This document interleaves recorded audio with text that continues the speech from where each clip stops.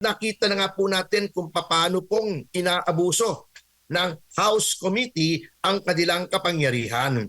At ginagawa po nila yan sapagkat very politically charged nga po itong House Committee at ang gusto po nila ay hindi lamang magkaroon ng articles of impeachment at i-relay sa o i-transmit sa Senado, kundi dito pa lamang sa stage na to o level na ito ay sirain na si Vice President Sara Duterte. Hindi na po ito hearing on sufficiency of grounds. Hearing na po ito. Parang full-blown trial na ito. At ang kanilang pumpakay ay isa lamang, ay sirain si Vice President Sara Duterte. Bakit? Sapagkat hindi po sila nakakatiyak na kapag ang articles ay na-transmit sa Senado ay magkakaroon sila ng conviction, hindi lamang dahil sa politika sapagkat napakahina po ng ebidensya. So, ginagawa na lamang po nila itong demolition job laban kay VP Sara Duterte.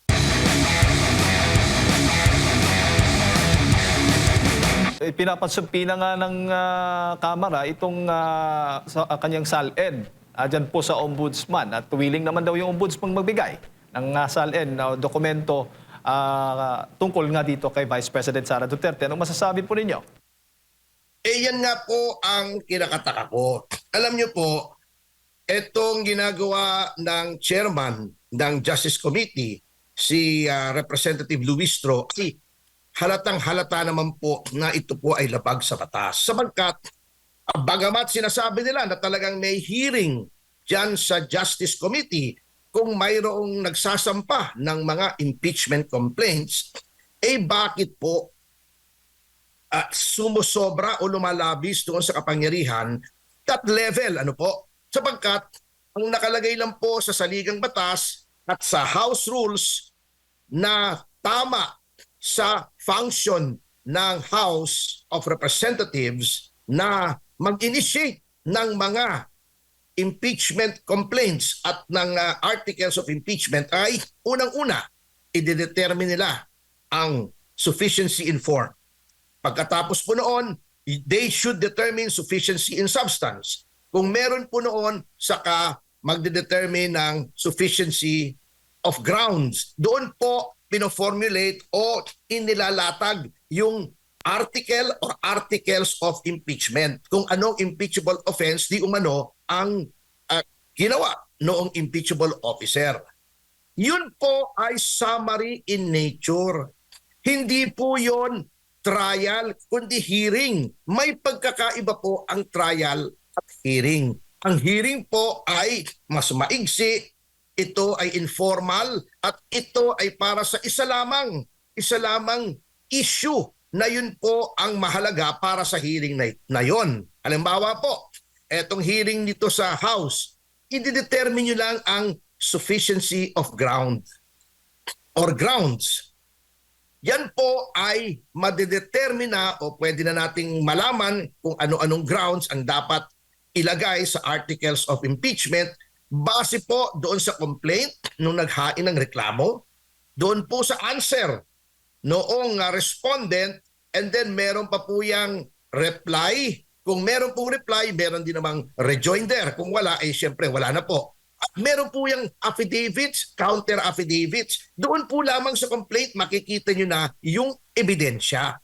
So, doon lamang po dapat magbase yung determination ng form, substance, at yung grounds. Kung may clarificatory questions man po o may hearing, iyon ay para tignan lamang kung anong gagawing articles base po doon sa ebidensya. Kung may clarificatory hearing, ang tinatanong po ay yung mga taong binabanggit doon sa complaint, sa answer at mga affidavits at mga dokumento na kalakip noong mga sinasabi kong mga complaint, affidavit, or answer, hindi po dapat lumalabas doon.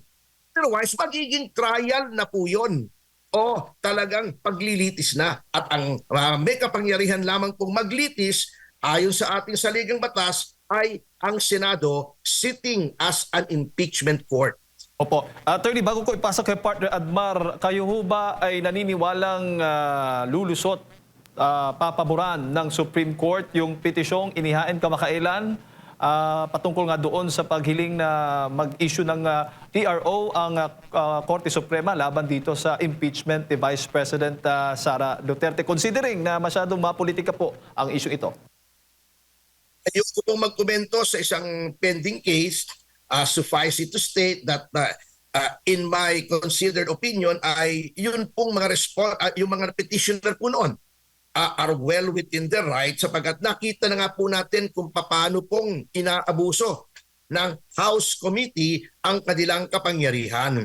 At ginagawa po nila yan sapagkat very politically charged nga po itong House Committee at ang gusto po nila ay hindi lamang magkaroon ng articles of impeachment at i-relay o i-transmit sa Senado, kundi dito pa lamang sa stage na to o level na ito ay sirain na si Vice President Sara Duterte. Hindi na po ito hearing on sufficiency of grounds. Hearing na po ito. Parang full-blown trial na ito. At ang kanilang pumpakay ay isa lamang, ay sirain si Vice President Sara Duterte. Bakit? Sapagkat hindi po sila nakakatiyak na kapag ang articles ay na-transmit sa Senado ay magkakaroon sila ng conviction, hindi lamang dahil sa politika sapagkat napakahina po ng ebidensya. So ginagawa na lamang po nila itong demolition job laban kay VP Sara Duterte.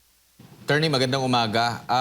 Hingi lang po ako ng opinion ninyo sa naging pahayag po ni Congressman Ridon at sinabi niya na tingin niya mababasura daw yung petisyon sa Korte Suprema dahil wala daw ang tinatawag na legal personality yung mga petitioner at hindi rin daw pwede na mag-file as taxpayer dahil kapag taxpayer suits daw kailangan daw ang pinag-uusapan ay disbursement ng public funds sa attorney. Opo, yung si Congressman Ridon, malaki ang mukha niyan eh. Anyway, alam nyo ayoko na rin magkomento dyan sapagkat that would go into the merits of a pending case. Yan po ay sub judice na tinatawag. At si Atty. Ridon, bilang abogado, ang alam ko abogado si Representative Ridon. At kilala ko po yan personal. At magaling na abogado yan. Kaya lang kalungkot-lungkot, yung kanyang galing ay hindi niya ginagamit sa ewan ko kung anong reason, ngunit alam niya, he knows better as a lawyer to be commenting on a pending petition before the Supreme Court. Not only that, he knows better than to preempt the Supreme Court. Isa pong paglapastangan sa Korte Suprema yung pangungunahan mo. So, kung ako sa kanya, titigil-tigil na po ako. Opo. Yung kaibahan naman nung nagpetisyon, kasi parang almost same personality yung nagpetisyon din yung pinakauna na nakakuha ng paborableng desisyon sa Korte Suprema. At itong petisyon na panibago po, attorney, anong kaibahan po? Opo, pareho rin po kung ang tinutukoy niyo po ay yung Duterte versus House of Representatives.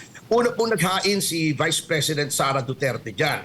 At definitely, yun ay may legal personality. Ngunit, may pangalawa pong petisyon na kinonsolidate po dyan na inihain po ni Attorney Israelito Torion at iba pang mga personalidad. At yan po ay kinatigan din ng Supreme Court. Sinabi na ng Supreme Court na mayroong personality as taxpayers. So, ayoko nga pangunahan ng Supreme Court, ngunit ganun din po kasi yung pangangatwiran noong petisyon na bago. So, para sa akin, hayaan na po natin ang kataas-taasang hukuman na magdesisyon dito. Bilang abogado, ayokong bastusin ang Supreme Court katulad ng ginagawa ni Representative Ridon at hayaan ko na lang pong magdesisyon ito.